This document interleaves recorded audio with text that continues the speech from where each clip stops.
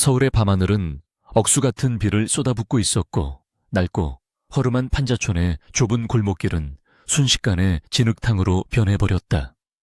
최고급 방탄세단 뒷좌석에 앉은 태성그룹의 총수 강도진은 차창 밖으로 보이는 음울한 풍경을 무심한 눈빛으로 바라보고 있었다. 대한민국 경제를 움직이는 절대 권력자인 그에게 이곳은 현실과는 동떨어진 낯선 세계였지만 지지부진한 재개발 사업이 그의 발걸음을 이곳으로 이끌었다. 이 사회를 얼어붙게 만드는 그의 날카로운 시선은 무너져가는 슬레이트 지붕들을 훑으며 이곳을 밀어버리고 세워질 새로운 제국의 가치를 냉정하게 계산하고 있었다. 빗줄기가 만들어낸 흐릿한 장막 너머로 무거운 사과 상자와 씨름하고 있는 가녀린 여자의 실루엣이 도진의 시선을 잡아끌었다. 낡은 비닐 우비를 뒤집어 쓴 여자는 금방이라도 쓰러질 듯 위태로워 보였지만 짐을 옮기는 손길에는 설명하기 힘든 절박함과 강인함이 배어 있었다. 도진은 운전석 칸막이를 두드려 기사에게 즉시 정차하라는 신호를 보냈다. 4년이라는 시간이 흘렀고 고된 삶의 흔적이 그녀의 얼굴에 옅게 남아 있었지만 도진은 단번에 그녀를 알아볼 수 있었다. 그녀는 4년 전 그날 밤 자신의 순결을 팔고 돈을 챙겨 연기처럼 사라져버린 여자 이서연이었다. 도진이 차마 상황을 판단하기도 전에 목덜미에 문신을 드러낸 건장한 사내 3명이 서연을 포위하듯 둘러쌌다. 그들은 서연이 힘겹게 쌓아 올린 과일 상자를 발로 걷어찼고 붉은 사과들이 흙탕물 속으로 처참하게 굴러떨어졌다. 그들은 이 구역의 가난한 상인들을 괴롭히며 고혈을 빨아먹는 하류 인생들이 분명했다. 도진은 창문을 아주 조금 내렸고 빗소리에 섞여 들려오는 그들의 천박한 욕설을 들으며 미간을 찌푸렸다. 그는 그녀가 비명을 지르거나 살려달라고 애원할 것이라 예상하며 그녀의 반응을 냉소적인 호기심으로 관찰했다. 하지만 서연의 반응은 도진의 예상을 완전히 빗나갔다. 그녀는 두려움에 떨거나 물러서는 대신 진흙 바닥을 딛고 똑바로 서서 놈들을 노려보았다. 약속한 돈은 어제 입금했을 텐데요. 서연의 목소리는 추위와 공포로 인해 미세하게 떨리고 있었지만 그 안에는 결코 꺾이지 않으려는 단단한 심지가 박혀 있었다. 그녀는 더 이상 4년 전 호텔방에서 떨던 온실 속의 화초가 아니었다. 밑바닥 생활은 그녀를 강하게 단련시켰고 그녀의 눈빛에서는 새끼를 지키려는 어미 짐승과도 같은 필사적인 도끼가 뿜어져 나오고 있었다. 패거리지의 우두머리로 보이는 사내가 비웃음을 흘리며 서연의 손목을 거칠게 낚아챘다. 그는 바닥에 침을 뱉으며 이자가 하룻밤 사이에 2배로 불어났다는 억지 논리를 폈다. 여자의 가는 손목이 사내의 악력에 의해 붉게 달아오르는 것을 보며 차 안에 앉은 도진의 내면에서 낯선 분노가 끓어오르기 시작했다. 그것은 단순한 불의에 대한 반감이 아니었다. 한때 자신의 품에 안겼던 여자가 저런 쓰레기 같은 놈들의 손에 유린당하고 있다는 사실이 그의 자존심을 건드렸다. 도진의 손이 무의식적으로 차문 손잡이를 움켜쥐었다. 그때 서연의 등 뒤에 있던 낡은 판잣집 문이 벌컥 열리더니 예상치 못한 지원군들이 튀어나왔다. 우리 엄마 괴롭히지 마. 채 젖살도 빠지지 않은 앳된 목소리 3개가 동시에 울려 퍼졌다. 서너 살쯤 되어 보이는 아이들 3명이 빗속으로 뛰쳐나와 사내의 다리에 매달렸다. 아이들은 덩치 큰 사내를 향해 맹렬하게 발길질을 하고 작은 이빨로 사내의 종아리를 물어뜯었다. 그 모습은 당돌하다 못해 처절하기까지 했다. 도진은 그 광경을 보며 숨이 멎는 듯한 충격을 받았다. 아이들의 얼굴이 가로등 불빛 아래 드러나는 순간 도진의 머릿속은 하얗게 변해버렸다. 2명의 남자아이와 1명의 여자아이. 그들은 마치 도진의 어린 시절 사진을 그대로 오려 붙인 것처럼 똑같이 생겼다. 날카로운 눈매 고집스럽게 담은 입술, 그리고 특유의 차가운 인상까지 유전자 검사 따위는 필요 없을 정도로 명백한 그의 핏줄이었다. 시간이 멈춘 듯한 정적 속에서 도진의 심장은 미친 듯이 요동치기 시작했다. 4년 전의 그 밤이 단순한 거래가 아니었음을, 그녀가 떠난 이유가 돈 때문만이 아니었음을 직감했다. 도진의 명석한 두뇌가 4년 전의 타임라인을 빠르게 재구성하기 시작했다. 그녀는 그날 밤 임신을 했고 그 사실을 숨긴 채 홀로 이 지옥 같은 곳에서 새 쌍둥이를 낳아 키워온 것이었다. 배신감과 당혹감, 그리고 알 수 없는 소유욕이 뒤섞인 복잡한 감정이 쓰나미처럼 그를 덮쳤다. 그때 사내 중 하나가 귀찮다는 듯 다리에 매달린 남자아이를 거칠게 밀어버렸다. 아이는 힘없이 날아가 진흙탕 속에 얼굴을 처박았고 고통 섞인 울음을 터뜨렸다. 아이의 울음소리는 도진의 이성을 끊어놓는 기폭제가 되었다. 운전석에 비서가 위험하다며 만류할 틈도 없이 도진은 차문을 박차고 빗속으로 걸어나갔다. 이탈리아 장인이 만든 수제 구두가 진흙에 엉망이 되고 최고급 슈트가 비에 젖어들었지만 그는 개의치 않았다. 그의 발걸음은 묵직하고 위협적이었으며 온몸에서 뿜어져 나오는 살기는 주위의 공기를 서늘하게 얼어붙게 만들었다. 깡패들은 갑작스러운 불청객의 등장에 멈칫하며 고개를 돌렸다.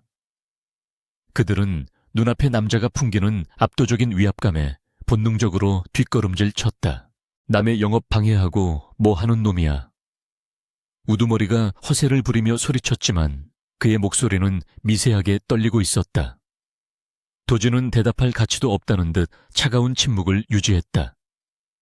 그는 망설임 없이 우두머리에게 다가가 아이를 밀쳤던 그 더러운 손가락을 낚아채 뒤로 꺾어버렸다. 아악, 끔찍한 파열음과 함께 비명이 골목을 울렸다. 도진은 비명지를 틈도 주지 않고 사내의 명치를 향해 정확하고 강력한 발차기를 날렸다. 거구의 사내가 종이 인형처럼 날아가 쓰레기 더미 위로 처박혔다. 순식간에 벌어진 상황에 나머지 두 깡패는 얼어붙어 움직이지 못했다. 도진은 흐트러진 넥타이를 거칠게 풀어헤치며 쓰러진 우두머리를 내려다보았다. 실수를 했군. 도진의 목소리는 낮았지만 빗소리를 뚫고 놈들의 고막에 선명하게 박혔다. 감히 누구 허락도 없이 내 핏줄에 손을 대. 그의 눈동자는 칠흑 같은 어둠보다 더 깊고 위험하게 빛나고 있었다. 그것은 기업 총수의 눈이 아니라 자신의 영역을 침범당한 맹수의 눈이었다. 서연은 진흙 범벅이 된 아이들을 품에 꼭 껴안고 믿을 수 없는 광경을 바라보았다. 빗줄기 사이로 보이는 남자의 뒷모습은 너무나 익숙했고 동시에 너무나 두려운 존재였다. 강도진. 지난 4년 동안 꿈에서조차 마주치지 않기를 기도했던 그 남자가 지금 그녀의 눈앞에서 괴물 같은 폭력을 휘두르고 있었다. 깡패들이 물러갔다는 안도감보다는 그가 아이들의 존재를 알게 되었다는 공포가 서연의 심장을 옥죄어 왔다. 그가 뒤를 돌아 그녀와 눈을 마주쳤을 때 서연은 숨조차 쉴 수 없었다. 도진은 겁에 질려 도망치는 깡패들을 쫓지 않았다. 대신 천천히 몸을 돌려 비에 젖은 채 떨고 있는 서연과 새아이에게 다가갔다. 그는 서연의 흔들리는 눈동자를 잠시 응시하다가 진흙탕에 넘어졌던 남자아이 앞에 한쪽 무릎을 꿇고 앉았다. 그는 품에서 하얀 손수건을 꺼내 아이의 얼굴에 묻은 진흙을 조심스럽게 닦아냈다. 아이는 낯선 아저씨의 손길에 놀란 듯 눈을 크게 떴지만 울음을 그치고 도진을 빤히 쳐다보았다. 이름이 뭐냐? 도진이 아이에게 물었다. 그의 목소리는 방금 전 폭력을 휘두를 때와는 달리 기이할 정도로 부드러웠다. 아이는 잠시 엄마의 눈치를 보더니 작은 목소리로 대답했다. 이한결이요. 한결이라는 이름은 도진의 가슴 한구석을 묘하게 파고들었다. 아이의 눈동자 속에 비친 자신의 모습을 보며 도진은 확신을 넘어선 운명을 느꼈다. 이 아이들은 자신의 것이었다. 그 누구도 부정할 수 없는 그의 분신들이었다. 도진은 자리에서 일어나 서연을 내려다보았다. 그의 큰 키는 서연에게 거대한 그림자를 드리웠다. 이한결이라. 도진은 입가에 비릿한 미소를 머금으며 중얼거렸다. 성이 틀렸군. 강한결이어야지. 서연의 얼굴이 창백하게 질렸다. 그녀는 아이들을 등 뒤로 숨기며 뒷걸음질 쳤지만 더 이상 물러설 곳은 없었다. 도진은 한 걸음 더 다가가 그녀를 압박했다. 빗물에 젖은 그의 머리카락에서 물방울이 떨어져 내렸다. 설명해봐, 이서연. 도진의 목소리는 차분했지만 그 안에는 거부할 수 없는 명령이 담겨 있었다. 지난 4년 동안 내 아이들을 이런 돼지우리 같은 곳에 숨겨두고 대체 무슨 짓을 꾸민 거지? 그는 그녀가 4년 전 자신을 떠난 이유가 돈 때문이라고 믿고 있었지만 눈앞의 현실은 그 믿음에 균열을 일으키고 있었다. 그러나 그는 자신의 혼란스러운 감정을 들키고 싶지 않아 더욱 차갑게 그녀를 몰아세웠다. 서연은 입술을 깨물었다. 당신 아이들 아니에요. 그녀는 떨리는 목소리로 거짓말을 했다. 하지만 그것은 도진에게 통할 리 없는 허술한 방어였다. 도진은 코웃음을 쳤다. 유전자 검사라도 해볼까? 아니면 당장 이 녀석들을 내 채 태워서 확인시켜줘. 그의 시선이 아이들을 향하자 서연은 쏘스라치게 놀라며 소리쳤다. 안 돼요. 아이들은 건드리지 마요. 그녀의 절박한 외침은 역설적으로 도진의 확신을 증명해 줄 뿐이었다. 도진은 비에 젖은 서연의 뺨에 손을 뻗었다. 그녀가 움찔하며 피하려 했지만 그는 턱을 잡아 자신을 보게 만들었다. 선택해. 도진이 잔인하게 속삭였다. 여기서 이 쥐새끼들한테 다시 뜯어먹힐 건지 아니면 얌전히 내 채 타서 죗값을 치를 건지. 그의 제안은 자비가 아니라 통보였다. 주변에는 여전히 험악한 분위기가 감돌고 있었고 아이들은 추위와 두려움에 떨고 있었다. 서연에게는 다른 선택지가 없었다. 결국 서연은 고개를 떨구었다. 아이들을 위해서라면 악마의 손이라도 잡아야 했다. 도진은 만족스러운 표정으로 비서를 불렀다. 김 실장, 아이들 챙겨. 검은 정장을 입은 비서가 우산을 들고 아이들에게 다가갔다. 아이들은 낯선 사람을 경계하며 서연의 옷자락을 놓지 않았다. 도진은 한결이를 번쩍 안아들었다. 아이가 버둥거렸지만 도진의 넓은 어깨와 단단한 팔은 아이에게 묘한 안정감을 주었다. 가자, 집으로. 도진의 집이라는 단어는 서연에게 감옥이라는 말처럼 들렸다. 그녀는 남은 두 아이의 손을 잡고 도진의 뒤를 따랐다. 최고급 세단의 문이 열리고 따뜻한 온기가 빗속에 그들을 맞이했다. 차가 출발하자 서연은 멀어지는 판자촌을 바라보며 생각했다. 호랑이 굴을 피하려다 용의 소굴로 들어가는 꼴이 되었다고. 하지만 그녀는 맹세했다.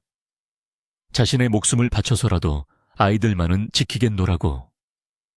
차창에 비친 도진의 옆 얼굴은 알 수 없는 생각에 잠겨 차갑게 굳어 있었다. 검은색 세단은 빗줄기를 뚫고 서울 도심을 가로질러 한남동의 부촌으로 미끄러지듯 들어섰다. 차 안에는 숨막히는 침묵만이 감돌고 있었고 빗방울이 차창을 때리는 소리가 그 정막을 더욱 고조시켰다. 이서연은 젖은 옷에서 느껴지는 한기보다 옆자리에 앉은 남자가 뿜어내는 냉기가 더 두려웠다. 그녀의 품에 안긴 막내 은별이는 따뜻한 히터 바람과 안락한 시트 덕분에 곤히 잠들었지만 첫째 한결이와 둘째 도윤이는 긴장한 눈빛으로 낯선 풍경을 살피고 있었다. 도진은 팔짱을 낀 채 창밖을 응시하고 있었지만 차 유리에 비친 그의 시선은 끊임없이 서연과 아이들을 향해 있었다. 높은 담벼락으로 둘러싸인 거대한 저택의 육중한 철문이 자동으로 열리자 아이들의 입에서 작은 탄성이 새어나왔다. 잘 가꾸어진 정원과 화려한 조명이 비추는 대리석 건물은 판자촌의 어둠과는 비교조차 할 수 없는 별천지였다. 차가 현관 앞에 멈춰 서자 기다리고 있던 제복 차림의 집사와 사용인들이 일제히 허리를 숙여 인사했다. 도진이 먼저 차에서 내리자 비서가 우산을 받쳐들었고 그는 뒤따라 내리는 서연과 아이들을 날카로운 눈으로 지켜보았다. 낯선 환경에 겁을 먹은 아이들이 서연의 다리 뒤로 숨었고 그 모습은 도진의 가슴 한구석을 묘하게 자극했다. 현관에 들어서자마자 집사 박 씨의 눈이 휘둥그레졌다. 도진의 뒤를 따라 들어온 세 아이의 얼굴은 도진의 어린 시절을 그대로 판박이 해놓은 듯했기 때문이었다. 박 씨는 당황함을 감추지 못하고 도진과 아이들을 번갈아 쳐다보며 말을 더듬었다. 도진은 그런 박 씨의 반응을 예상했다는 듯 무심하게 겉옷을 벗어 던졌다. 아이들은 씻기고 먹여. 그리고 게스트룸이 아니라 내 방 바로 옆방을 비워. 그의 지시는 단호했고 그 누구도 토를 달 수 없는 절대적인 권위가 담겨 있었다. 사용인들은 재빨리 움직여 아이들을 데려가려 했다. 서연은 반사적으로 아이들을 감싸 안으며 뒤로 물러섰다. 안 돼요. 아이들은 제가 챙길게요. 그녀의 목소리는 날카로웠지만 도진은 눈 하나 깜짝하지 않았다. 그는 천천히 서연에게 다가가 그녀의 귓가에 낮게 속삭였다. 얌전히 굴어. 아이들이 보는 앞에서 험한 꼴 보이기 싫으면. 그 말은 서연의 움직임을 봉쇄하기에 충분했다. 도진은 굳어버린 서연의 손에서 아이들을 떼어내 사용인들에게 맡겼다. 아이들이 울상을 지으며 엄마를 불렀지만 서연은 억지로 미소를 지으며 금방 갈 테니 씻고 있으라고 안심시켰다. 아이들이 사라지자 도진의 표정은 순식간에 차갑게 돌변했다. 그는 턱짓으로 서재를 가리켰고 서연은 도살장에 끌려가는 심정으로 그의 뒤를 따랐다. 서재는 마치 거대한 도서관을 연상시킬 만큼 웅장했고 공기 중에는 묵직한 가죽 냄새와 오래된 종이 향이 배어 있었다. 도진은 책상 위에 놓인 서류 봉투 하나를 서연의 앞으로 거칠게 던졌다. 봉투 안에서 쏟아져 나온 것은 서연이 4년 동안 감당해왔던 빈 문서들과 사채업자들의 차용증 사본이었다. 서연은 믿을 수 없는 눈으로 그 종이들을 바라보았다. 5억 7천만 원, 7천만 원. 도진이 꼬았던 다리를 풀며 입을 열었다. 네가 그동안 짊어지고 있던 빚, 그리고 앞으로 갚아야 할 이자까지 전부 내가 정리했다. 서연은 멍한 표정으로 도진을 올려다보았다. 그녀가 밤낮 없이 일해도 이자조차 갚기 힘들었던 그 천문학적인 금액이 이 남자에게는 종이 한 장에 불과하다는 사실이 비참하게 느껴졌다. 이유가 뭐죠? 아이들을 뺏으려는 건가요? 서연이 떨리는 목소리로 물었다. 도진은 씁쓸한 미소를 지으며 책상에 몸을 기대었다. 뺏는 게 아니라 제자리로 돌려놓는 거야. 도진의 눈빛이 매섭게 빛났다. 내 핏줄들이 그따위 시궁창에서 뒹구는 꼴을 더는 볼 수 없어. 그는 잠시 말을 멈추고 서연을 응시했다. 하지만 세상에 공짜는 없지. 너에게 제안을 하나 하겠다. 도진은 서랍에서 미리 준비해둔 계약서를 꺼내 들었다. 그것은 일반적인 고용계약서가 아니었다. 입주 보모 계약서. 서연은 그 단어를 보고 모욕감에 치을 떨었다. 아이들의 친엄마인 자신에게 보모라니 이것은 명백한 조롱이었다. 보모라고요. 제가 왜 제 아이들의 보모가 되어야 하죠? 서연이 항변했지만 도진은 냉정하게 말을 잘랐다. 지금 당장 내 아내로 태성그룹의 안주인으로 들어오고 싶다는 건가 꿈깨. 도진의 말투는 잔인할 정도로 현실적이었다. 내 주변에는 나를 그리고 내 후계자를 노리는 하이에나들이 득실거려. 준비 없이 아이들의 존재가 공표되면 놈들은 제일 먼저 약해 빠진 너와 아이들을 타깃으로 삼을 거야. 도진의 말에는 반박할 수 없는 논리가 있었다. 도진은 자리에서 일어나 창가로 걸어갔다. 대외적으로 너는 아이들을 돌보는 입주 보모다.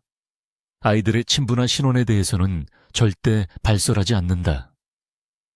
내 허락 없이는 저택 밖으로 한 발자국도 나갈 수 없다.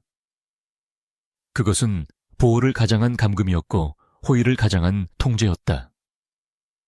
하지만 서연은 오늘 밤 겪었던 공포를 떠올렸다. 빗속에서 아이들이 깡패들에게 위협당하던 그 순간 자신은 아무것도 할 수 없었다. 도진의 그늘 아래에 들어가는 것만이 아이들을 안전하게 지킬 수 있는 유일한 방법이라는 것을 그녀는 뼈저리게 인정해야 했다. 그때 서재 밖에서 노크 소리가 들리고 김 실장이 다급한 표정으로 들어왔다. 회장님, 좀 전에 그 시장통 깡패놈들 뒤를 봐주는 대부 업체 사장이 연락을 해왔습니다. 자기 구역에서 난동을 피웠다며 보상을 요구하고 있습니다. 김 실장의 말에 서연의 얼굴이 하얗게 질렸다. 그들은 악랄하기로 소문난 자들이었고 끝까지 쫓아와 괴롭힐 것이 분명했다. 서연은 도진의 반응을 살폈다. 그가 이 문제를 귀찮아하여 자신들을 내치지 않을까 하는 두려움이 엄습했다. 하지만 도진의 반응은 서연의 예상을 완전히 벗어났다. 그는 마치 성가신 파리 한 마리가 날아든 것처럼 무심하게 반응했다. 그 업체 자금줄이 어디지? 도진이 짧게 물었다. 김 실장은 즉시 태블릿 PC를 조작하여 정보를 확인했다.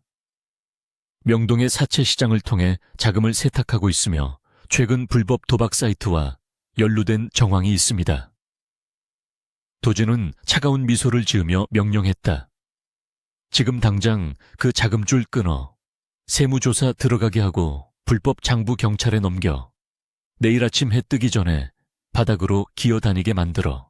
도진의 명령은 간결했지만 그 파괴력은 핵폭탄급이었다.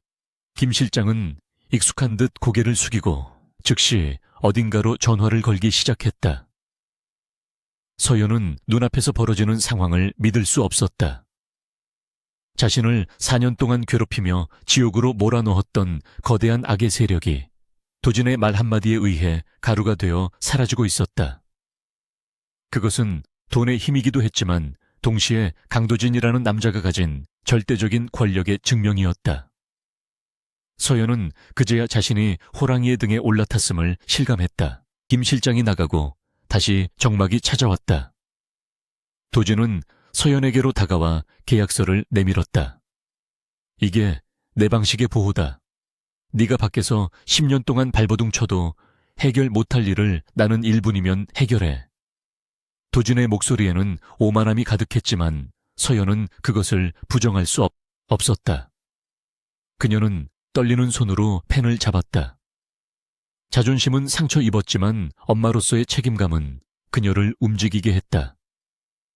그녀는 계약서 하단에 자신의 이름을 정자로 서명했다. 이서연. 그 서명은 그녀의 자유를 담보로 아이들의 안전을 사는 거래였다. 현명한 선택이야. 도진은 계약서를 받아들고 만족스러운 표정을 지었다. 이제 가서 씻어. 꼴이 말이 아니군. 그는 서연의 젖은 옷과 흐트러진 머리를 훑어보며 말했다.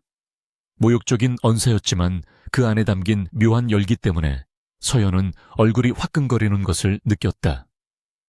그녀는 도망치듯 서재를 빠져나왔다. 복도에 서서 가쁜 숨을 몰아쉬는 그녀의 심장은 두려움과 안도감, 그리고 알 수 없는 설렘으로 불규칙하게 뛰고 있었다. 서연이 안내받은 방으로 가기 위해 2층 복도를 지나는데 열린 방문 사이로 따뜻한 불빛과 함께 아이들의 웃음소리가 흘러나왔다. 조심스럽게 안을 들여다보니 목욕을 마친 새 쌍둥이가 보송보송한 잠옷을 입고 침대 위에서 뒹굴고 있었다. 고급스러운 침구와 맛있는 간식들, 그리고 아이들을 돌보는 상냥한 부모들의 모습. 판자촌의 눅눅한 이불과 곰팡이 냄새는 온데간데 없었다. 아이들의 행복한 웃음소리를 듣자 서연의 눈시울이 붉어졌다. 자신의 희생이 결코 헛되지 않았음을 확인하는 순간이었다.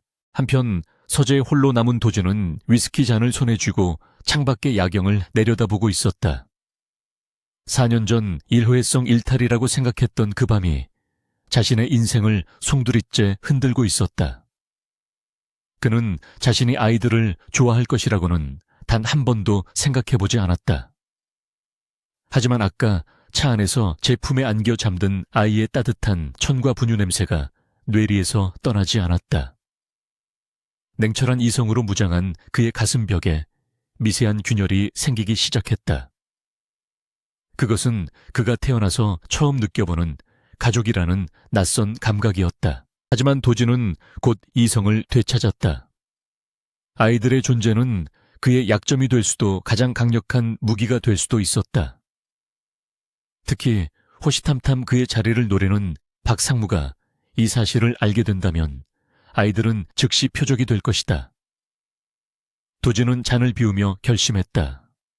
박상무와 그의 세력을 완전히 제거하고 태성그룹을 완벽하게 장악할 때까지 서연과 아이들을 철저하게 숨겨야만 했다. 이 저택은 이제부터 그들을 위한 요새이자 세상과 단절된 화려한 감옥이 될 것이다. 자정이 넘은 시각 모두가 잠든 저택의 복도를 도진이 소리 없이 걸었다. 그는 아이들이 잠든 방 앞에서 발걸음을 멈추었다. 문을 살짝 열자 킹사이즈 침대에 옹기종기 모여 자는 세 아이와 그 곁에서 쪽잠을 자는 서연의 모습이 보였다. 달빛이 창문으로 들어와 그들의 평온한 얼굴을 비추었다. 도진은 방 안으로 들어가지 않고 문틀에 기대어 그들을 한참 동안 지켜보았다. 세상의 모든 것을 가졌다고 생각했지만 정작 비어있던 공간이 채워지는 기분이었다. 그때 서연이 잠결에 뒤척이며 이불을 걷어찼다. 도진은 무의식적으로 방 안으로 들어서려다 멈칫했다. 자신이 무슨 짓을 하려는 건지 스스로에게 놀란 그는 씁쓸하게 웃으며 다시 문을 닫았다. 아직은 때가 아니었다. 그녀에 대한 오해와 앙금이 완전히 풀린 것도 아니었고 그녀 역시 자신을 두려워하고 있었다. 하지만 한 가지 확실한 것은 이제 그 누구도 이 방문을 열고 들어와 그의 것들을 해칠 수 없다는 사실이었다. 도진은 어둠 속에서 번득이는 눈으로 맹세했다. 자신의 울타리 안에 들어온 이상 신이라도 함부로 건드릴 수 없게 만들겠다고. 태성그룹의 부회장실 박상철은 짙은 담배 연기를 내뿜으며 책상 위에 놓인 사진들을 신경질적으로 흩트렸다. 사진 속에는 며칠 전 판자촌에서 벌어진 소란의 현장과 강도진 회장의 개인 비서인 김 실장이 사채업자들을 정리하는 모습이 고스란히 찍혀 있었다. 도진은 평소 사생활이 깨끗하기로 유명한 인물이었다. 그런 그가 냄새나는 빈민가에 직접 나타나 빚을 갚아주고 누군가를 자신의 저택으로 데려갔다는 사실은 박상철의 의심을 사기에 충분했다. 그는 직감적으로 이것이 도진의 아킬레스건이 될 수 있음을 느꼈다. 이 여자 그리고 이 아이들에 대해 샅샅이 뒤져. 박상철이 비서에게 명령했다. 그의 눈은 사진 속에 흐릿하게 찍힌 세 아이의 모습에 고정되어 있었다. 거리가 멀어 얼굴을 정확히 식별할 수는 없었지만 도진이 아이들을 안고 차에 태우는 모습은 예사롭지 않았다. 만약 도진에게 숨겨진 자식이 있다면 그룹의 후계 구도는 완전히 뒤집힐 것이었다. 박상철은 그동안 도진을 끌어내리기 위해 수단과 방법을 가리지 않았지만 이토록 강력한 패를 쥐게 될 줄은 상상도 못했다. 그의 입가에 비열한 미소가 번졌다. 한편 강도진의 저택은 아침부터 낯선 활기로 가득 차 있었다. 평소라면 숨소리조차 들리지 않았을 고요한 식당에서 다그락거리는 식기 소리와 아이들의 제잘거리는 소리가 울려 퍼졌다. 도진이 말끔한 정장 차림으로 계단을 내려오자 식탁에 앉아있던 새 쌍둥이가 일제히 그를 쳐다보았다.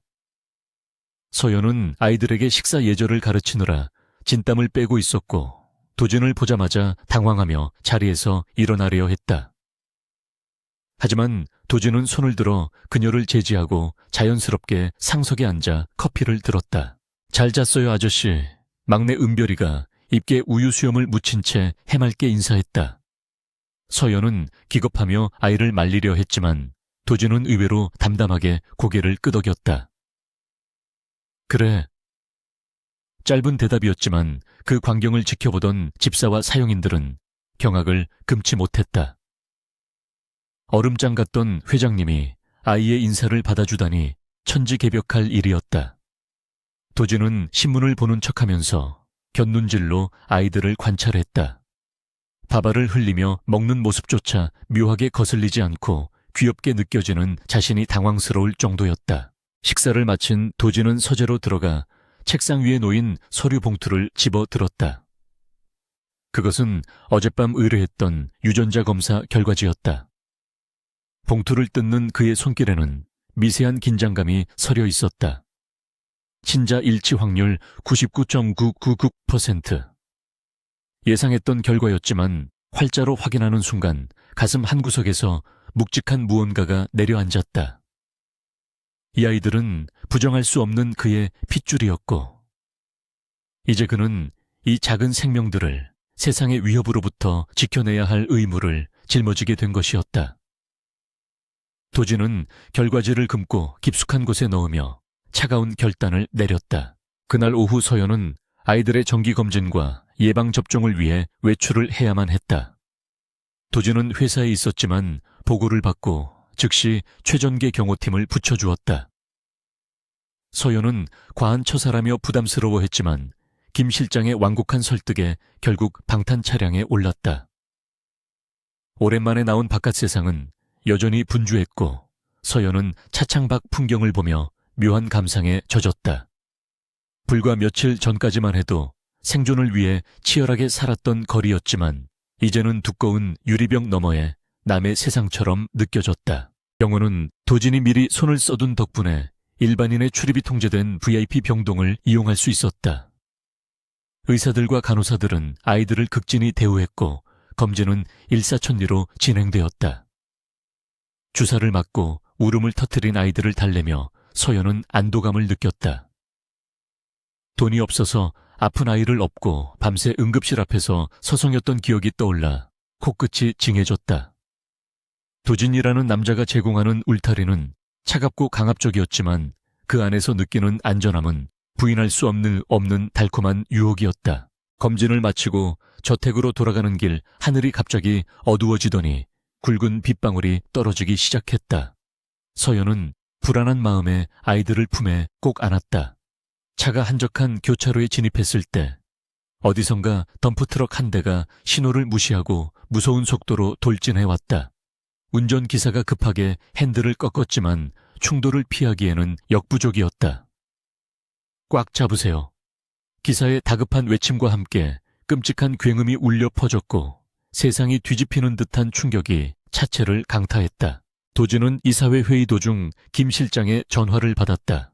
평소 냉철함을 잃지 않던 김 실장의 목소리가 젖어 있었다. 회장님, 사고입니다. 사모님과 아이들이 탄 차량이. 도진의 귀에서 윙하는 이명소리가 들리며 회의실의 소음이 순식간에 차단되었다. 그는 더 이상 아무 말도 듣지 않고 자리를 박차고 일어났다. 중요한 안건을 설명하던 임원이 당황하여 그를 불렀지만 도진은 뒤도 돌아보지 않고 회의실을 빠져나갔다. 그의 머릿속에는 오직 하나 피투성이가 된 서연과 아이들의 모습만이 끔찍한 환영처럼 맴돌았다. 병원 응급실 앞은 이미 도진의 경호원들에 의해 철저하게 통제되어 있었다. 도진이 도착했을 때 서연은 이마에 붕대를 감은 채 침대에 앉아 있었다. 다행히 방탄 차량 덕분에 큰 부상은 피했지만 그녀의 얼굴은 공포로 하얗게 질려 있었다. 아이들은 놀라서 울고 있었지만 외상은 없어 보였다. 서연은 도진을 보자마자 울음을 터뜨리며 그에게 달려가 안기지 못하고 그저 떨리는 목소리로 중얼거렸다. 죄송해요. 저 때문에 아이들이... 그녀는 모든 것이 자신의 탓이라고 자책하고 있었다. 도진은 말없이 다가가 서연의 어깨를 감싸 안았다. 그의 품에서 느껴지는 온기에 서연의 떨림이 조금씩 잦아들었다. 도진은 그녀를 안심시키기 위해 등을 토닥였지만 그의 시선은 허공을 향해 서늘하게 빛나고 있었다. 이것은 단순한 사고가 아니었다. 교묘하게 계산된 타이밍, 그리고 하필이면 경호 차량과 본 차량이 잠시 떨어진 틈을 노린 수법은 전문가의 소행이 분명했다. 누군가 경고를 보내고 있는 것이다. 감히 강도진의 영역을 침범하고 그의 가족을 건드린 대가가 무엇인지 똑똑히 보여주어야 했다. 도진은 아이들이 잠든 것을 확인한 후 병원 복도 구석으로 김 실장을 불러냈다. 조사 결과는 그의 목소리는 지하에서 울려 나오는 듯 낮고 음산했다. 김 실장은 고개를 숙이며 보고했다. 트럭 운전사는 현장에서 즉사했습니다. 하지만 그의 계좌 내역을 추적한 결과 며칠 전 페이퍼 컴퍼니를 통해 거액이 입금된 정황을 포착했습니다. 도진은 차가운 웃음을 흘렸다. 꼬리 자르기인가? 하지만 그 꼬리의 끝이 어디로 연결되어 있는지는 굳이 확인하지 않아도 알 수 있었다. 박상철. 도진의 입에서 그 이름이 씹어 뱉듯 튀어나왔다. 그룹 내에서 이런 대담한 짓을 벌일 수 있는 사람은 그 탐욕스러운 늙은이뿐이었다. 그는 도진이 약점을 드러내기를 기다렸다가 가장 잔인한 방법으로 공격해 온 것이었다. 도진은 주먹을 꽉 쥐었다. 손톱이 살을 파고들어 피가 맺혔지만 고통은 느껴지지 않았다. 이제 더 이상 방어만 하고 있을 수는 없었다. 이것은 선전포고였고 도진은 그 도전에 기꺼이 응해줄 생각이었다. 병실로 돌아온 도진은 잠든 서연의 얼굴을 내려다보았다. 창백한 뺨과 붕대 감긴 이마가 안쓰러워 보였다. 그는 조심스럽게 그녀의 머리카락을 쓸어 넘겼다. 4년 전 그녀가 왜 그토록 처절하게 도망쳐야 했는지, 왜 아이들을 숨겨야 했는지 이제야 모든 퍼즐이 맞춰지는 것 같았다. 그녀는 본능적으로 알고 있었던 것이다. 자신의 곁이 얼마나 위험한 곳인지. 하지만 이제는 돌이킬 수 없었다. 도진은 그녀의 귓가에 작게 속삭였다. 다시는 다치게 하지 않아. 내가 놈들을 모조리 찢어밟길 테니까. 다음 날 도진은 서연과 아이들을 퇴원시켜 저택으로 데려왔다. 경비는 전보다 3배로 강화되었고 저택은 요새처럼 외부와 완전히 차단되었다. 도진은 박상철을 무너뜨리기 위한 치밀한 계획을 세우기 시작했다. 그는 먼저 박상철이 관리하는 비자금 장부를 추적하고 그가 연루된 불법 거래의 증거들을 수집하도록 정보팀에 지시했다. 또한 4년 전 서연의 집안이 몰락하게 된 배경에 대해서도 재조사를 명령했다. 분명 그곳에 박상철의 아킬레스건이 숨겨져 있을 것이라는 확신이 들었기 때문이었다. 한편 박상철은 사고가 실패로 돌아갔다는 소식에 분노했다. 고작 찰과상이라고 일을 그따위로 처리해 그는 재떨이를 집어던지며 고함을 질렀다. 하지만 곧 평정심을 되찾고 비릿한 미소를 지었다. 이번 사고로 도진이 동요하고 있다는 것은 확인했다. 그 여자와 아이들이 도진에게 있어 단순한 존재가 아니라는 것이 증명된 셈이었다. 강도진, 네가 가장 아끼는 것을 잃었을 때 어떤 표정을 지을지 정말 기대되는군. 박상철은 더 악랄하고 치명적인 다음 계획을 구상하며 어둠 속으로 몸을 숨겼다. 도진은 서재에서 4년 전 서연의 아버지 이 회장의 부도와 관련된 서류들을 검토하고 있었다. 당시에는 단순한 경영 실패로 알려졌지만 다시 보니 석연치 않은 점들이 한둘이 아니었다. 납품업체들의 동시다발적인 계약 해지 은행에 갑작스러운 대출 회수, 그리고 그 모든 과정의 배후에 어른거리는 그림자. 도진의 눈빛이 날카로워졌다. 서연의 아버지를 죽음으로 몰고 가고 그녀를 밑바닥으로 추락시킨 원흉이 바로 자신의 턱 밑에 있었다는 사실에 피가 거꾸로 솟는 듯했다. 그때 서재 문이 조심스럽게 열리고 서연이 들어왔다. 그녀는 쟁반에 따뜻한 차를 들고 있었다. 아직 안 주무시고. 서연은 도진의 굳은 표정을 보고 말을 흐렸다. 도진은 서류를 덮고 그녀를 바라보았다. 몸은 좀 어때? 그의 목소리는 여전히 무뚝뚝했지만 눈빛만은 전보다 훨씬 부드러워져 있었다. 서연은 고개를 끄덕이며 찻잔을 내려놓았다. 그녀는 망설이다가 입을 열었다. 저기, 오늘 병원에서 구해주셔서 감사해요. 그리고 죄송해요. 저 때문에 회장님까지 위험해지시는 것 같아서. 도진은 자리에서 일어나 서연의 앞으로 다가갔다. 그는 그녀의 떨리는 손을 잡아 자신의 큰 손 안에 가두었다. 착각하지 마. 널 구한 게 아니야. 내 사람을 건드린 놈들을 응징하기 위한 명분이 필요했을 뿐이야. 그는 짐짓 차갑게 말했지만 잡은 손에 힘을 주어 그녀를 놓지 않았다. 그러니까 도망칠 생각 말고 내 옆에 붙어 있어. 그게 네가 살 길이고 내가 이기는 길이니까. 서연은 도진의 눈동자 속에서 흔들리지 않는 바위 같은 의지를 보았다.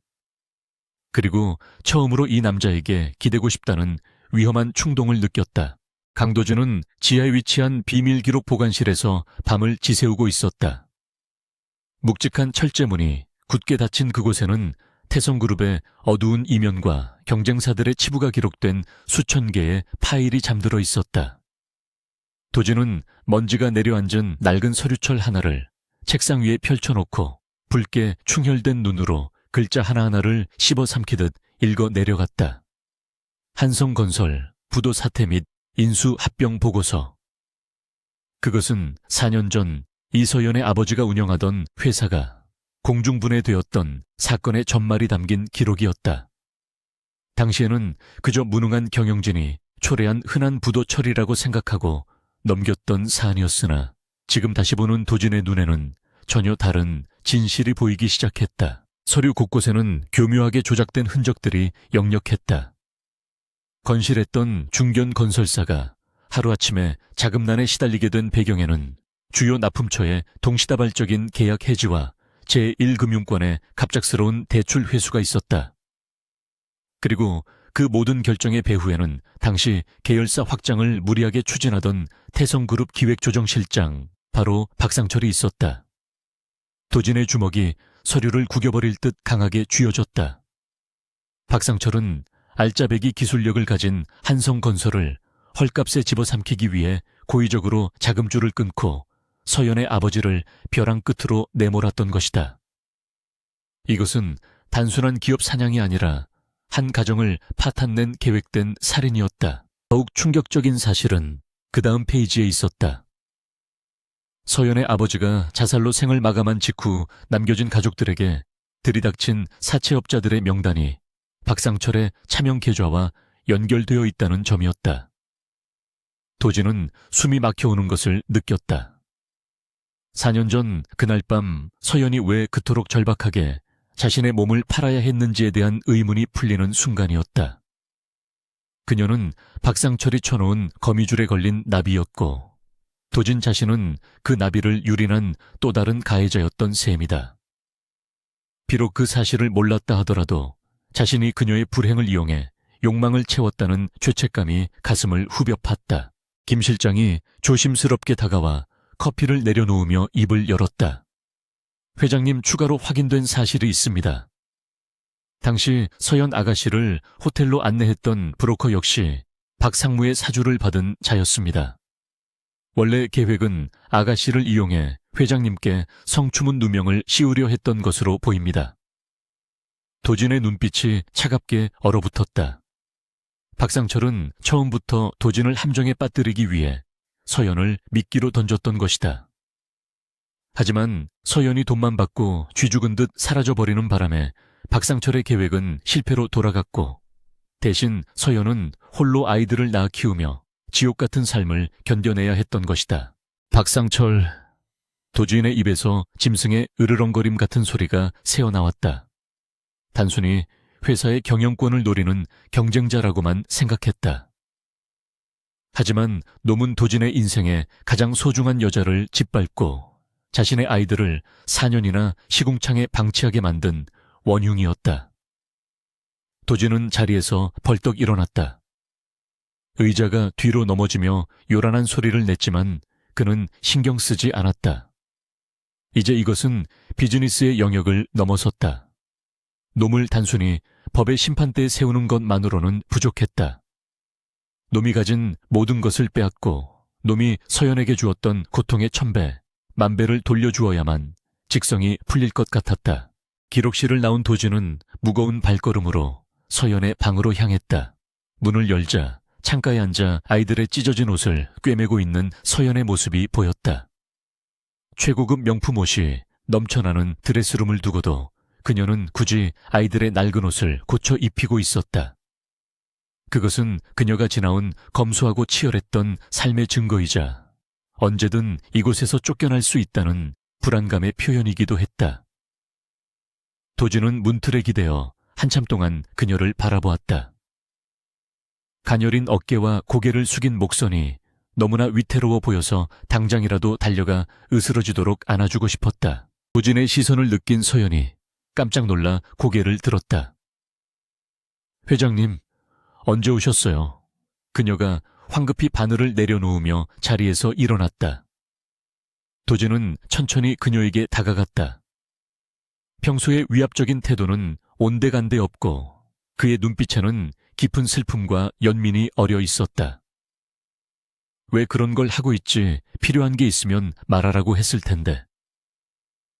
도진의 목소리는 부드러웠지만 서연은 왠지 모를 긴장감을 느꼈다. 그녀는 시선을 피하며 대답했다. 그냥 아이들이 좋아하는 옷이라서요. 그리고 익숙한 게 편하기도 하고요. 도진은 서연의 거친 손을 잡아 올렸다. 4년 전에는 배곡같이 고왔을 손이 온갖 굳은 일로 인해 마디가 굵어지고 굳은 살이 박여 있었다. 그 상처 하나하나가 도진의 가슴을 찔렀다. 미안하다. 도진이 불쑥 내뱉은 사과의 서연의 눈이 휘둥그레졌다. 천하의 강도진이 오만함으로 똘똘 뭉친 이 남자가 사과를 하다니 믿을 수 없는 일이었다. 내 아버지가 겪은 일, 그리고 네가 겪어야 했던 모든 일들, 내가 너무 늦게 알았어. 도진의 말에 서연의 표정이 굳어졌다. 그가 어디까지 알고 있는 것인지 가늠할 수 없었다. 제 아버지 일은 회장님과는 상관없는 일이에요. 아버지가 사업에 실패하신 거고 저는 그 빚을 갚기 위해. 서연이 말을 더듬으며 변명하려 했지만 도진은 고개를 저으며 그녀의 말을 막았다. 아니, 네 아버지 잘못이 아니야. 누군가의 더러운 욕심 때문에 희생당하신 거다. 도진은 서연의 눈을 똑바로 응시하며 힘주어 말했다. 그리고 그놈을 내가 반드시 찾아서 죗값을 치르게 할 거야. 약속한다. 서연은 도진의 진심 어린 눈빛을 보며 가슴속 깊은 곳에서 뜨거운 것이 울컥 치솟는 것을 느꼈다. 서연의 눈에서 참았던 눈물이 툭 떨어졌다. 지난 4년 동안 아버지를 원망하기도 했고 자신의 비참한 처지를 비관하기도 했었다. 하지만 누구도 그녀에게 내 잘못이 아니다라고 말해주는 사람은 없었다.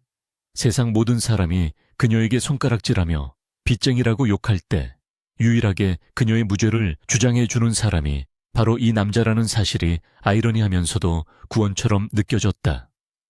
도진은 우는 서연을 조심스럽게 품에 안았다. 그녀의 떨리는 어깨가 그의 가슴에 닿았고 도진은 그녀를 더 깊이 끌어안으며 맹세했다.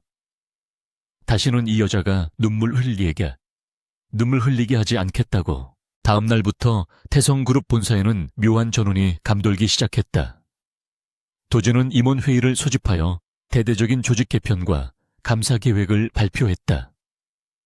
표면적으로는 투명 경영을 위한 조치였지만 실상은 박상철과 그의 라인들을 쳐내기 위한 선전포고였다. 도진은 박상철이 관리하던 해외 법인의 자금 흐름을 동결시키고 그가 진행하던 프로젝트들을 전면 재검토하라고 지시했다. 박상철은 분노하며 반발했지만 도진은 눈 하나 깜짝하지 않고 그를 압박해 들어갔다. 도진은 박상철이 궁지에 몰려 실수를 저지르기를 기다리고 있었다. 예상대로 박상철은 초조해지기 시작했다. 자금줄이 막히고 자신의 비리 증거들이 하나둘씩 드러날 위기에 처하자 그는 더욱 극단적인 방법을 강구해야 했다. 그는 자신의 신복들을 불러 모아 은밀한 지시를 내렸다. 강도진이 가장 아끼는 것을 건드려야 해. 그래야 놈이 이성을 잃고 무너진다. 박상철의 눈은 광기로 번들거렸다. 그는 도진의 저택에 숨겨진 여자와 아이들이야말로 도진을 파멸시킬 수 있는 유일한 열쇠라고 확신했다. 그는 도진이 자리를 비우는 틈을 노려 결정적인 타격을 입힐 계획을 세웠다. 도진 역시 박상철이 가만히 당하고만 있을 위인이 아니라는 것을 잘 알고 있었다. 그는 오히려 박상철에게 틈을 보여주기로 결심했다. 도진은 김 실장을 불러 가짜 해외 출장 일정을 잡도록 지시했다. 일주일 동안 유럽 지사 시차를 간다고 공표해. 그리고 저택의 경비 인력을 일부러 느슨하게 보이도록 배치하고. 김 실장은 우려 섞인 표정으로 물었다. 너무 위험하지 않겠습니까? 사모님과 아이들이 미끼가 되는 셈입니다. 하지만 도진의 표정은 단호했다. 호랑이를 잡으려면 굴을 비워야지. 물론 놈들이 현관문 턱이라도 넘는 순간 지옥을 보게 될 거야. 도진은 출장을 떠나기 전날 밤 서연에게 펜던트가 달린 목걸이 하나를 선물했다. 그것은 단순한 장신구가 아니라 위치 추적기와 긴급 호출 기능이 내장된 특수 장비였다. 이거 절대 빼지 마. 무슨 일이 있어도 몸에 지니고 있어. 도진의 신신당부에 서연은 불안한 표정을 지었다. 무슨 일 생기는 건가요? 회장님, 위험한 일 하시는 거 아니죠? 그녀의 걱정스러운 눈빛에 도진은 안심시키듯 옅은 미소를 지어 보였다. 아무 일 없어. 그냥 출장 다녀오는 동안 불안해서 그래.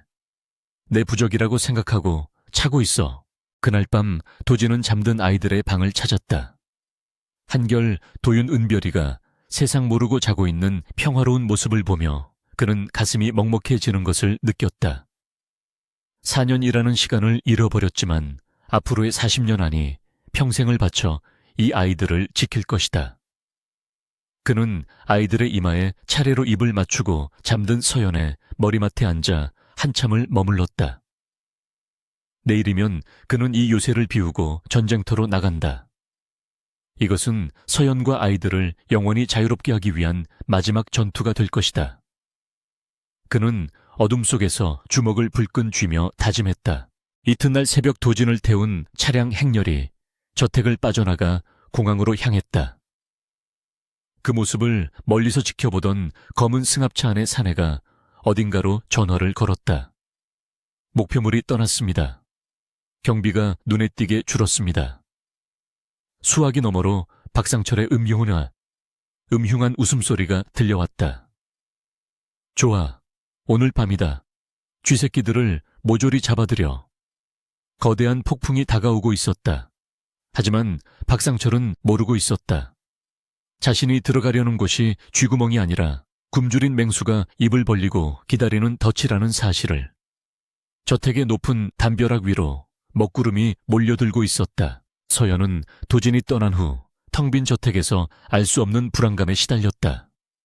아이들은 아빠가 비행기를 타고 멀리 갔다는 사실에 시무룩해 있었지만 서연은 아이들을 달래며 평소처럼 지내려 노력했다. 하지만 창밖을 볼 때마다 등골이 서늘해지는 느낌을 지울 수 없었다. 정원의 나무들이 바람에 흔들리는 모습조차 누군가가 손짓하는 것처럼 보였다. 그녀는 목에 걸린 차가운 펜던트를 만지작거리며 도진의 말을 되새겼다. 절대 빼지 마. 그녀는 직감적으로 오늘 밤이 고비가 될 것임을 예감했다. 해가 지고 어둠이 깔리자 저택 주변의 분위기는 더욱 스산해졌다. 도진이 심어둔 비밀 요원들은 어둠 속에 몸을 숨긴 채 저택으로 접근하는 불청객들을 예의 주시하고 있었다. 저택 내부의 CCTV 모니터실에서는 김 실장이 아닌 다른 보안팀장이 날카로운 눈으로 화면을 응시하고 있었다. 그는 도진에게서 직접 명령을 받은 최전계 요원이었다. 놈들이 진입을 시도하면 즉시 제압하지 말고 안으로 유인해라. 증거를 확실하게 남겨야 한다. 무정이 너머로 긴박한 신호음이 들려왔다. 정문 300m 전방 미확인 차량 3대 접근 중 드디어 사냥이 시작되었다. 칠흑 같은 어둠이 내려앉은 한남동 저택의 밤은 기이할 정도로 고요했다. 창밖에는 굵은 빗줄기가 쉼없이 쏟아지며 유리창을 때리고 있었고 멀리서 들려오는 천둥 소리는 불길한 전조처럼 저택의 공기를 무겁게 짓눌렀다. 이서연은 아이들을 재우고 거실 소파에 앉아 있었지만 도진이 떠나기 전 건네준 펜던트를 손에 꼭 쥔 채 한숨도 자지 못하고 있었다. 넓은 저택의 감도는 정막이 오늘따라 유난히 섬뜩하게 느껴졌기 때문이다.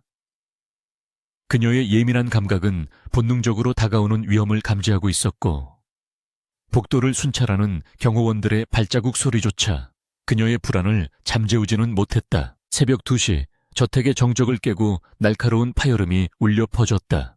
정문의 보안 시스템이 누군가에 의해 강제로 해제되었고 동시에 저택 전체의 전력이 차단되면서 사방이 암흑천지로 변했다. 비상등이 붉은 빛을 토해내며 돌아가기 시작했고 요란한 사이렌 소리가 빗소리에 섞여 아수라장을 만들었다. 서연은 반사적으로 자리에서 일어나 아이들의 방으로 질주했다. 심장이 터질 듯이 뛰었지만 그녀의 머릿속은 오직 아이들을 지켜야 한다는 일념 하나로 차갑게 식어 있었다. 이것은 단순한 정전이나 오작동이 아니었다. 도진이 경고했던 바로 그놈들이 들이닥친 것이다. 검은 복면을 쓰고 무장한 괴한들이 담장을 넘어 저택 내부로 침투했다. 그들은 일반적인 깡패가 아니라 고도로 훈련된 용병들이었다. 도진이 배치해둔 경호팀이 그들을 막아서며 격렬한 몸싸움이 벌어졌지만 수적으로 열세인데다 기습적인 공격에 방어선이 하나둘씩 무너지고 있었다. 괴한들은 거침없이 1층 로비로 진입하여 집기를 부수고 사용인들을 위협했다. 그들의 목표는 명확했다. 도진의 약점인 여자와 아이들을 확보하여 인질로 삼는 것. 놈들의 리더는 무정의에 대고 거칠게 소리치며 2층으로 올라가는 계단을 확보하라고 지시했다. 서연은 자고 있던 아이들을 흔들어 깨웠다. 비몽사몽간에 일어난 아이들이 붉은 비상등 불빛과 시끄러운 소음에 놀라 울음을 터뜨리려 했다. 서연은 검지를 입술에 대며 아이들을 진정시켰다. 쉿, 우리 숨바꼭질하는 거야. 아저씨들이 찾으러 왔으니까 아주 조용히 숨어야 해. 그녀의 목소리는 떨리고 있었지만 아이들을 안심시키기 위해 필사적으로 미소를 지어 보였다. 그녀는 도진이 알려준 대로 서재 안쪽에 숨겨진 패닉룸으로 아이들을 데리고 가려 했다. 하지만 방문을 여는 순간 복도 끝에서 올라오는 검은 그림자들과 마주치고 말았다. 찾았다. 섬뜩한 목소리와 함께 복면을 쓴 사내가 서연을 발견하고 비릿한 웃음을 흘렸다. 서연은 비명을 지를 틈도 없이 아이들을 다시 방 안으로 밀어넣고 문을 잠그려 했다. 하지만 사내의 발이 문틈을 파고들었고 강력한 힘에 의해 문이 활짝 열리며 서연은 바닥으로 내동댕이 쳐졌다. 아이들이 엄마라고 외치며 울음을 터뜨렸다. 서연은 고통을 참고 기어가 아이들을 등 뒤로 감쌌다. 그녀는 바닥에 떨어진 꽃병을 집어들고 사내들을 향해 겨누었다. 가까이 오지 마. 한 발자국만 더 오면 가만 안 둘 거야. 용병들의 리더인 흉터난 사내가 뚜벅뚜벅 걸어 들어왔다. 그는 서연의 손에 들린 꽃병을 비웃듯이 쳐다보다가 단번에 발로 차 깨뜨려 버렸다. 강도진의 여자가 꽤 독한 구석이 있군. 하지만 장난감 칼로는 사람을 찌를 수 없는 법이지. 그는 서연의 머리채를 거칠게 잡아 일으켰다. 서연은 고통에 신음하면서도 놈의 팔을 물어뜯으며 저항했다. 이거 놔. 우리 아이들한테 손대지 마. 그녀의 처절한 몸부림은 모성애가 만들어낸 본능적인 발악이었다. 하지만 건장한 성인 남자의 힘을 당해내기에는 역부족이었다. 결국 서연과 세 아이는 1층 거실로 끌려 내려왔다. 아이들은 공포에 질려 서로를 껴안고 오들오들 떨고 있었고 서연은 입가에서 피를 흘리며 그들 앞을 막아서고 있었다. 흉터난 사내는 소파에 거만하게 앉아 박상철에게 영상통화를 걸었다. 화면 속에 나타난 박상철은 탐욕스러운 미소를 지으며 만족해했다. 수고했다. 이제 그 여자에게 서류를 내밀어.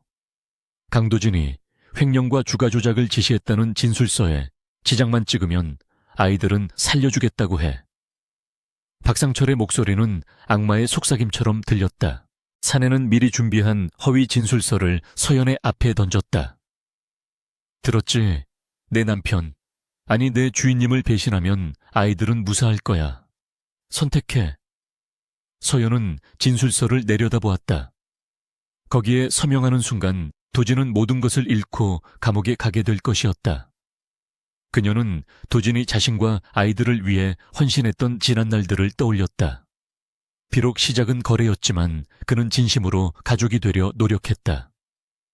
서연은 진술서를 집어들더니 망설임 없이 반으로 찢어 허공에 날려버렸다.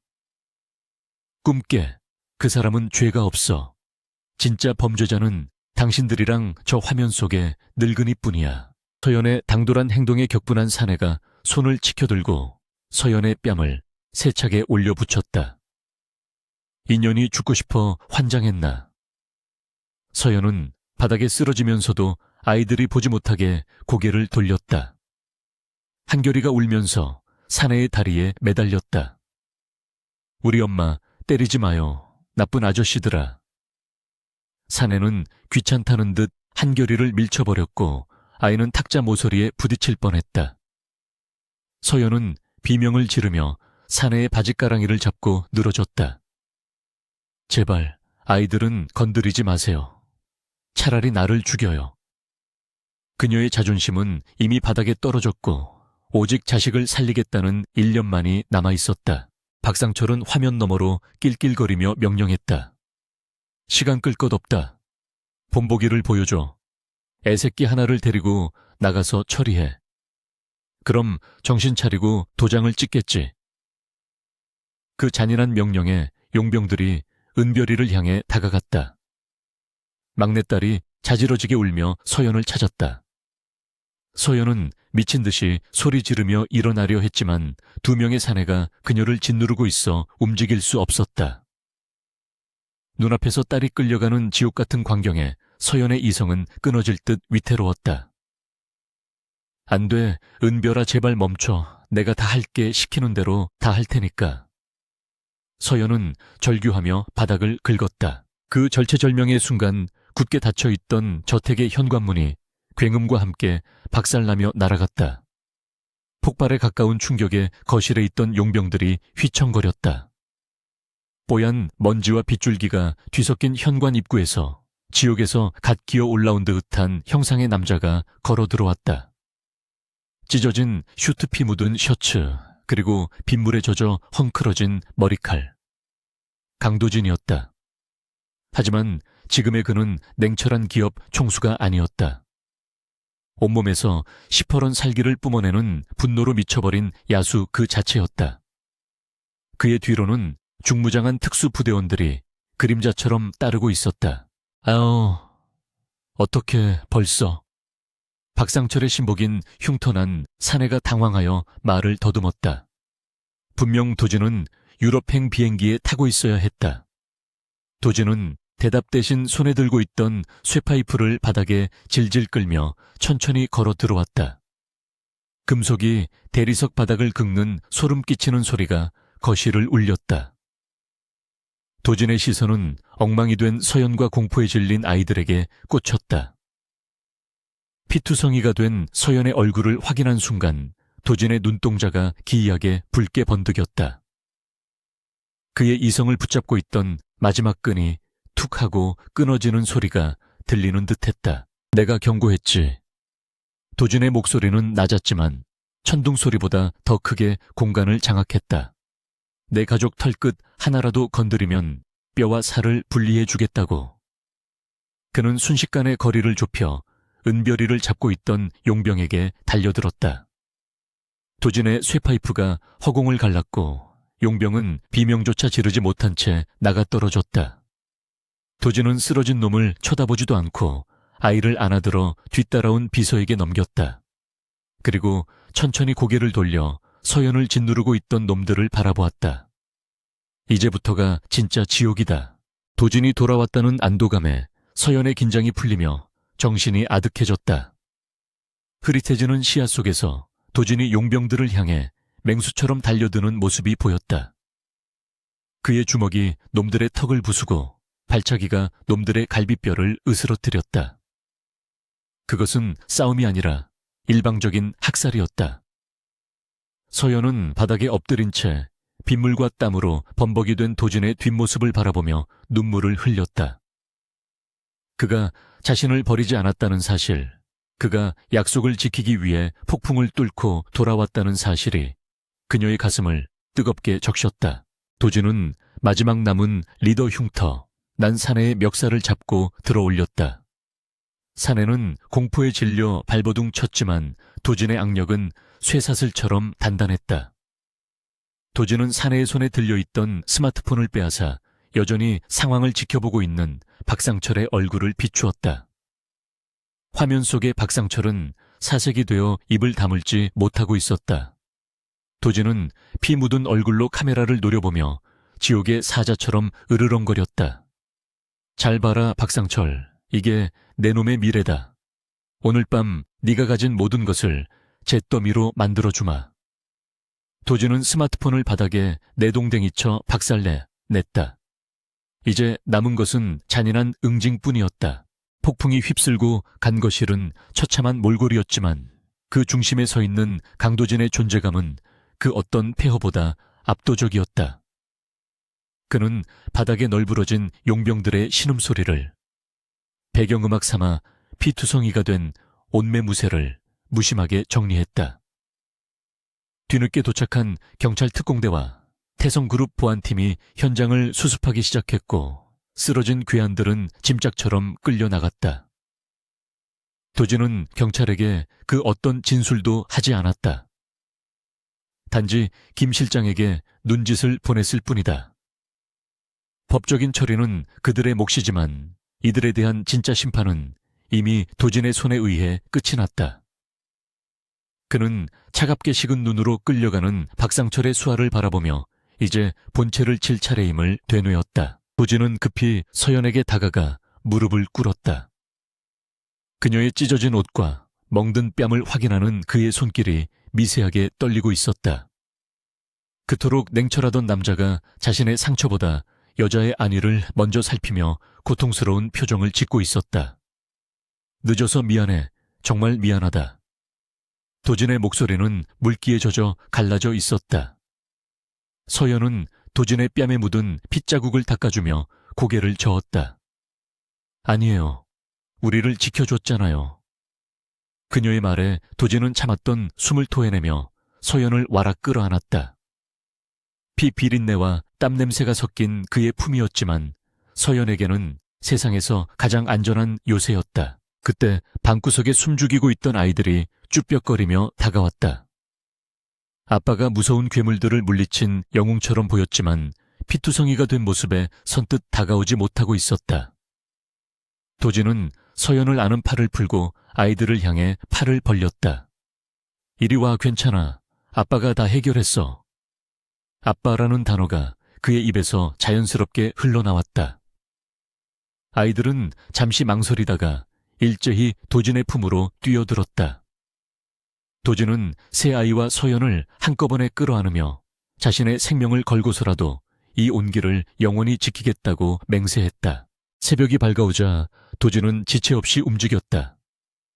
그는 한숨도 자지 않았지만 피로한 기색은커녕 눈빛이 더욱 형형하게 빛나고 있었다.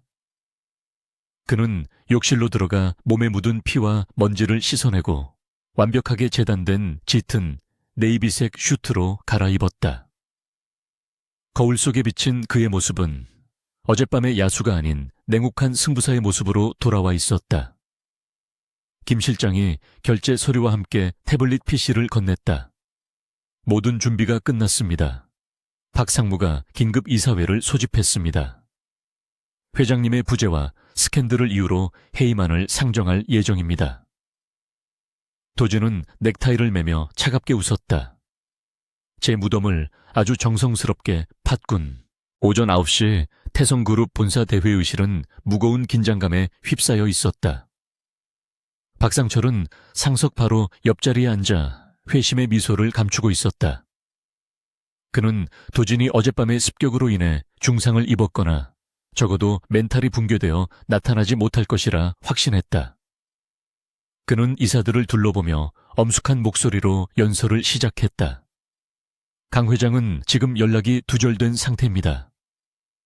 게다가 그가 회사 자금을 횡령하여 내연녀와 사생활을 숨겨왔다는 충격적인 제보가 들어왔습니다. 리더십의 공백을 더는 방치할 수 없습니다.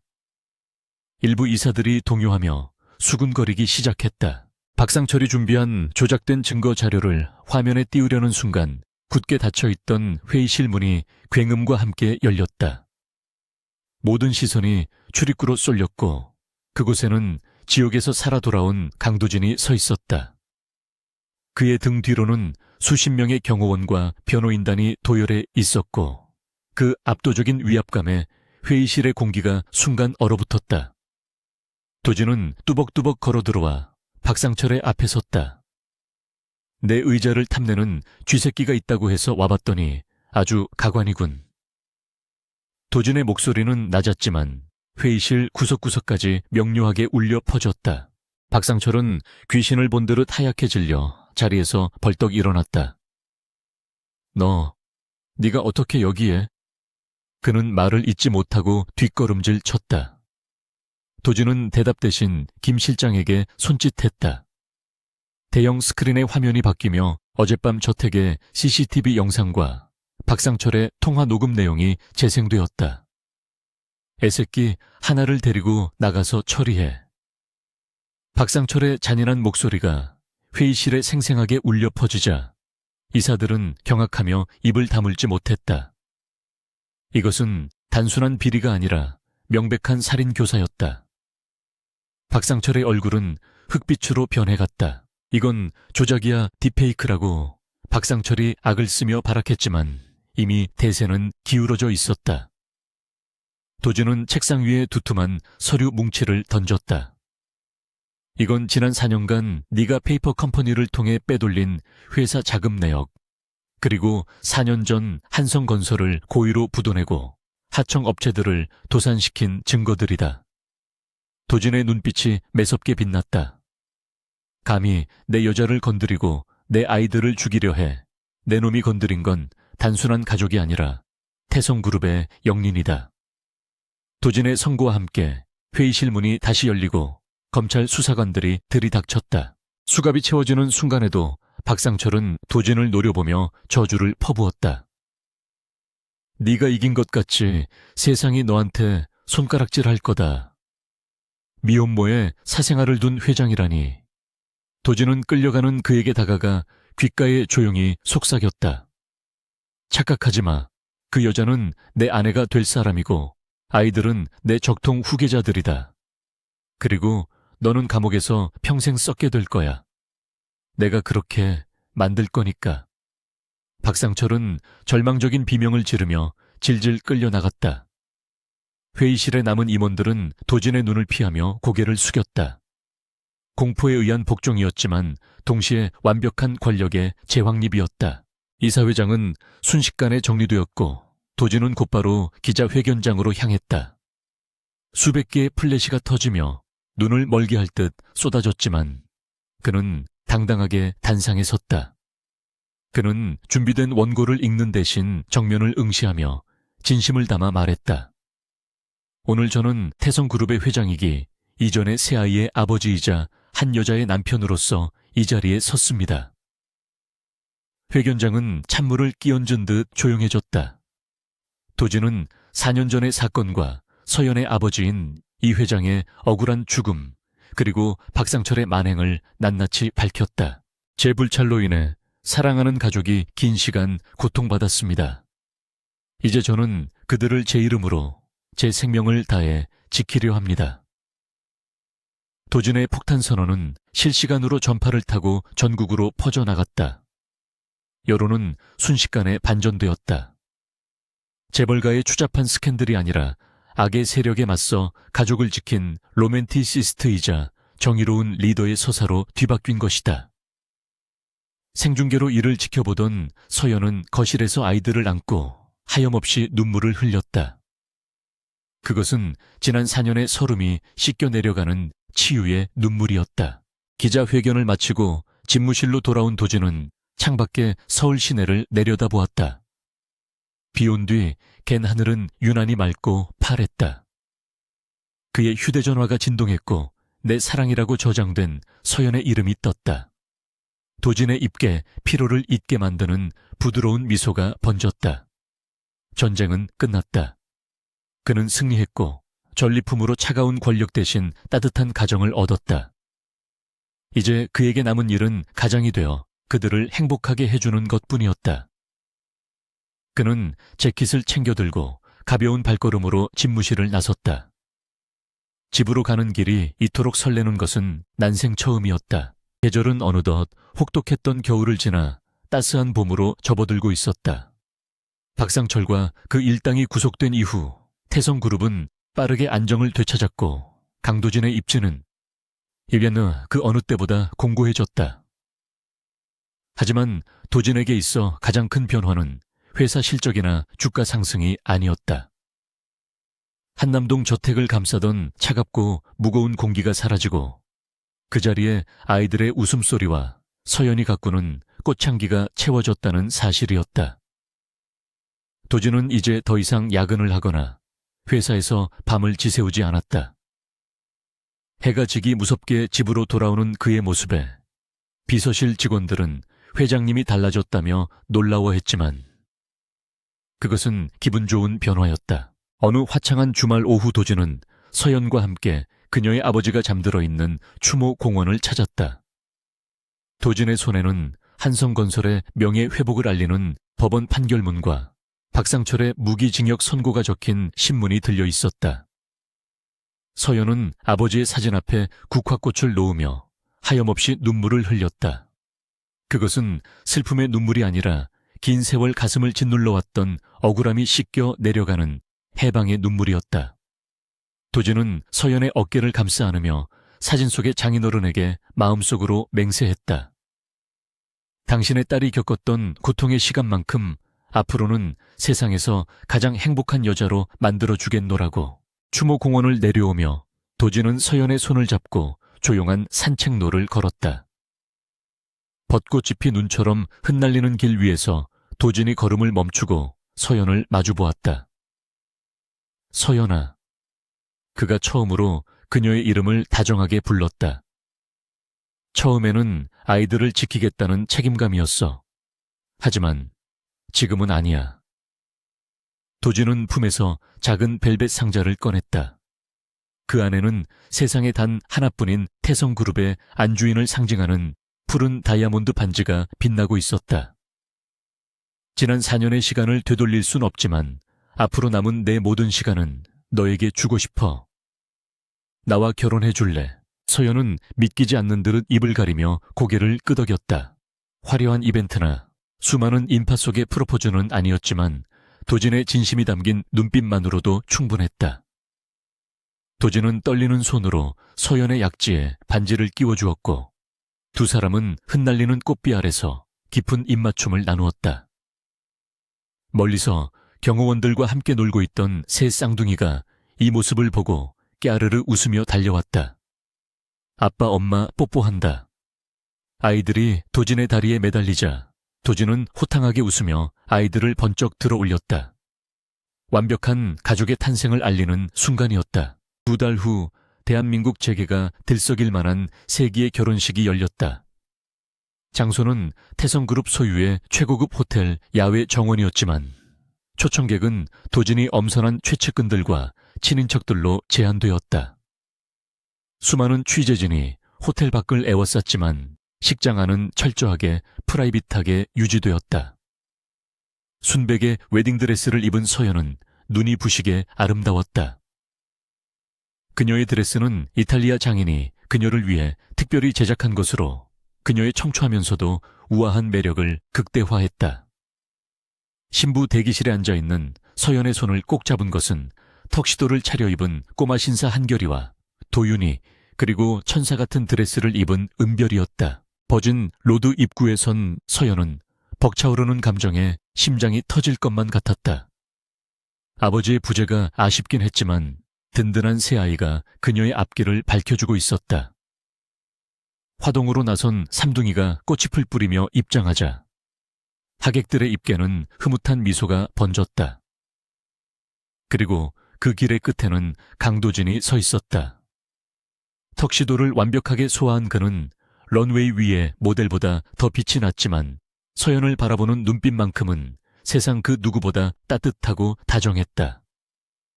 서연이 도진의 앞에 서자 그는 그녀의 손등에 키스하며 작게 속삭였다. 오늘 세상에서 제일 예뻐. 주례 없이 진행된 결혼식에서 두 사람은 서로에게 쓴 혼인 서약서를 낭독했다. 도진은 마이크를 잡고 하객들이 아닌 오직 서연만을 바라보며 말했다. 어둠 속에 갇혀있던 저를 세상 밖으로 끌어내준 당신에게 감사합니다. 당신과 아이들이 없는 제 삶은 상상조차 할 수 없습니다. 내 심장이 멈추는 그날까지 당신을 내 생명보다 귀하게 여기고 사랑하겠습니다. 도진의 떨리는 목소리에 하객석 곳곳에서 훌쩍이는 소리가 들려왔다. 냉혈한으로 불리던 기업 총수의 진정한 사랑 고백은 그 자리에 있던 모든 이들의 가슴을 울렸다. 서연 역시 눈물을 글썽이며 화답했다. 가진 것 하나 없는 저를 세상의 편견으로부터 지켜주고 우리 아이들에게 든든한 울타리가 되어주셔서 감사합니다. 비바람이 몰아쳐도 당신의 손을 놓지 않겠습니다. 존경하고 사랑합니다.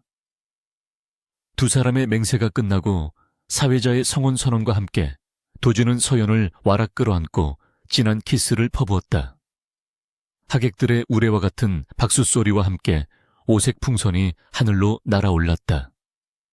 그것은 지난날의 시련과 고통을 모두 날려보내고 찬란한 미래를 약속하는 축포와도 같았다. 결혼식이 끝나고 이어진 피로연에서 도진은 서연의 곁을 한시도 떠나지 않았다. 그는 서연의 허리를 감싸 안고 다니며 지인들에게 제 아내입니다 라고 소개하는 것을 멈추지 않았다. 평소라면 상상도 못할 도진의 팔불출 같은 모습에 김 실장과 임원들은 혀를 내둘렀지만 그들 역시 회장님의 얼굴에 핀 웃음꽃을 보며 안도했다. 삼둥이는 할아버지 할머니 뻘 되는 친척들의 사랑을 독차지하며 식장을 뛰어다녔다. 박상철의 몰락으로 어수선했던 집안 분위기는 새아이의 재롱 덕분에 완전히 화기애애하게 바뀌어 있었다. 그날 밤 모든 일정이 끝나고 두 사람은 호텔 스위트룸에 남겨졌다. 창밖으로는 서울의 야경이 보석처럼 빛나고 있었지만 도진의 눈에는 침대에 걸터앉은 서연밖에 보이지 않았다. 그는 넥타이를 풀고 서연에게 다가가 무릎을 꿇고 그녀의 신발을 벗겨주었다. 피곤하지 발 많이 아팠겠다. 도진의 세심한 배려에 서연은 수줍게 웃으며 고개를 저었다. 아니에요. 꿈만 같아요. 이게 꿈이라면 깨지 않았으면 좋겠어요. 도진은 그녀의 뺨을 어루만지며 부드럽게 말했다. 꿈 아니야. 앞으로 매일매일이 오늘보다 더 행복할 거야. 내가 약속해. 도진은 서연을 조심스럽게 침대에 눕히고 그녀의 위로 올라갔다.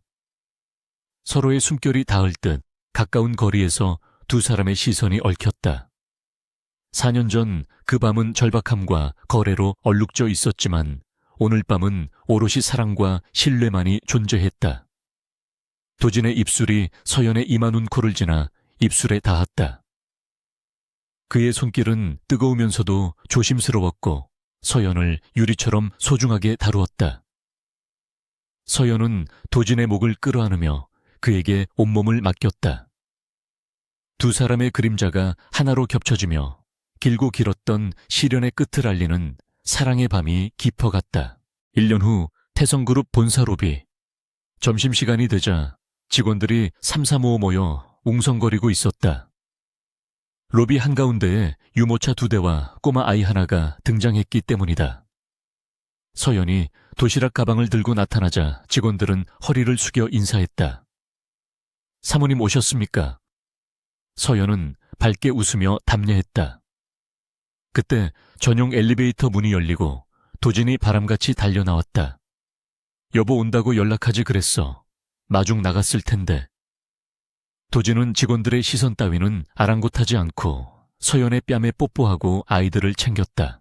도진은 한결이와 도윤이의 손을 잡고 은별이를 목마 태운 채 로비를 가로질러 나갔다. 오늘 오후 일정은 전면 취소다. 김 실장 급한 결제는 메일로 보내. 그가 뒤도 돌아보지 않고 외치자 김 실장은 익숙한 듯 고개를 절레절레 흔들며 미소 지었다. 과거에 워커홀릭 냉혈아는 이제 주말마다 가족과 캠핑을 가고 아이들의 학예회에 참석하기 위해 이사회를 미루는 아들 바보딸, 바보가 되어 있었다.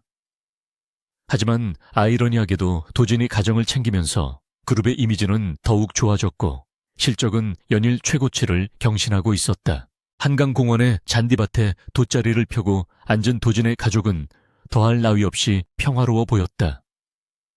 아이들은 강아지와 함께 공을 차며 뛰어놀고 있었고 도진은 서연의 무릎을 베고 누워 나른한 오후 햇살을 즐기고 있었다. 서연이 도진의 머리카락을 넘겨주며 물었다. 행복해요. 도진은 눈을 감은 채 미소를 지으며 대답했다. 더 바랄 게 없어. 내가 가진 모든 부와 권력을 다 준다 해도 지금 이 순간과는 절대 바꾸지 않아. 그의 대답은 진심이었다. 그는 비로소 깨달았다. 진짜 성공이란 높은 빌딩 꼭대기에 혼자 서 있는 것이 아니라 사랑하는 사람들과 함께 땅을 밟고 서 있는 것임을. 도진은 몸을 일으켜 서연의 어깨에 기대었다. 멀리서 아이들이 아빠 엄마 빨리 와요 라고 외치며 손을 흔들었다. 두 사람은 서로를 마주보며 환하게 웃었다.